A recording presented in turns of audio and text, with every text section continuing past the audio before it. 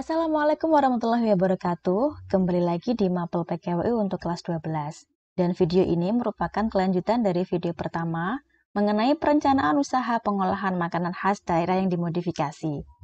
Dan kemarin juga sudah sempat dibahas sedikit mengenai sistem pengolahan makanan khas daerah yang dimodifikasi. Dan pada video ini akan dibahas lebih detail mengenai produk makanan hewani khas daerah dan produk makanan nabati khas daerah. Untuk poin C, D, dan E akan dibahas di video berikutnya. Happy watching! Produk makanan hewani khas daerah. Ada yang tahu ini apa? Ya, benar sekali. Telur asin adalah makanan yang berbahan baku telur, mayoritas telur bebek, yang dilakukan proses pengawetan dengan cara penggaraman atau diasinkan. Penambahan garam bertujuan untuk mengawetkan produk dan memberi cita rasa khas pada telurnya. Setelah dilakukan pengawetan, penggaraman ini, telur tersebut menjadi awet sampai 30 hari pada suhu ruang.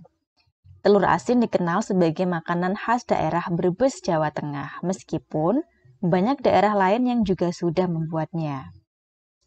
Telur asin yang ada saat ini dapat ditingkatkan salah satunya dengan memastikan ketersediaan bahan baku telur bebek dengan ukuran yang seragam dan mutu yang baik. Bahan baku yang baik harus diolah dengan tepat agar memiliki tingkat keasinan yang konsisten dan disesuaikan dengan selera pasar. Pengemasan yang baik dan menarik akan meningkatkan daya saing produk telur asin tersebut. Nah, berikutnya ada yang tahu apa ini? Dadih atau dadiah merupakan hasil fermentasi secara alamiah air susu kerbau dalam tabung bambu yang sudah lama dihasilkan di Sumatera Barat dan Jambi. Dadih merupakan produk fermentasi yang sangat kaya akan nilai gizi. Tantangan dan peluang peningkatan mutu produk dadih diantaranya dengan inovasi rasa agar lebih disukai oleh banyak kalangan. Kemudian bisa juga dengan proses produksi yang lebih higienis dan juga efisien, serta pengawetan dan pengemasan yang lebih baik.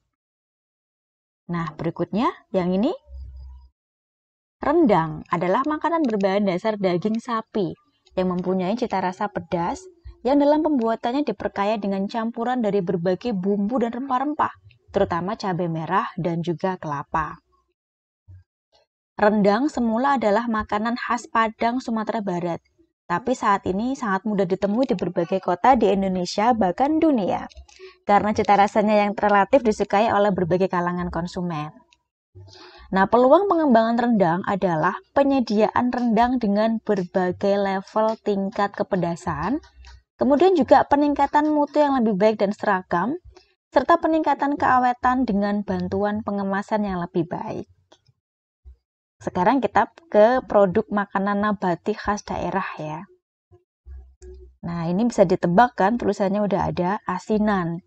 Merupakan jenis makanan yang terbuat dari buah-buahan atau sayuran segar yang kemudian diberi kuah dengan paduan berbagai jenis bumbu, terutama cabai, gula, dan pengasam. Pengasamnya ini biasanya asam Jawa atau cuka makan.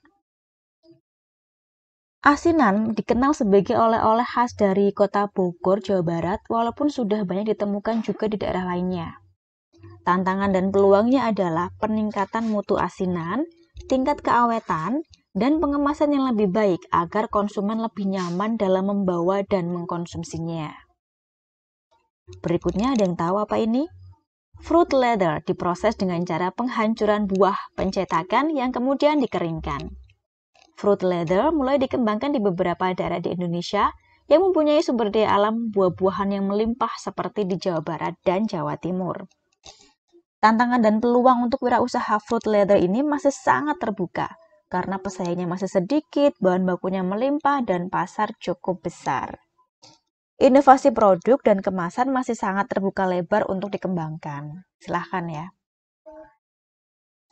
Berikutnya, ada yang tahu? Ini adalah mochi, yang merupakan makanan yang terbuat dari ketan, ditumbuk sampai lembut dan lengket, kemudian dibentuk sesuai selera. Makanan ini di Indonesia banyak ditemukan di Sukabumi, Jawa Barat, dengan bentuk dan kemasan yang saat ini sudah cukup membaik ya. Tantangan wirausaha mochi adalah stabilitas mutu, terutama keawetan. Nah, peluang wirausaha mochi adalah pengembangan variasi bentuk, rasa, isi, serta kemasannya. Bahkan kamu bisa memodifikasi dari sisi pengolahan. Misalnya sekarang ada es krim mochi. Oke, sekarang kita ke tugas 2. Silakan diperhatikan. Tantangan makanan khas daerah. Cari informasi melalui pengamatan, wawancara, maupun literatur mengenai makanan khas daerahmu atau daerah lain di Nusantara. Cari informasi lebih lanjut tentang asal daerah, jenis makanan, tantangan yang ada saat ini, sehingga bisa dilakukan modifikasi dari makanan khas daerah tersebut berdasarkan tantangannya. Tuliskan data dalam bentuk tabel. Jadi nanti tugasnya dikumpulkan dalam bentuk tabel seperti ini, dikasih judul tantangan makanan khas daerah, udah dikasih contoh satu ya, misalnya adalah dadih Minangkabau. Kategorinya hewan ya. Tantangannya apa kalau dadih?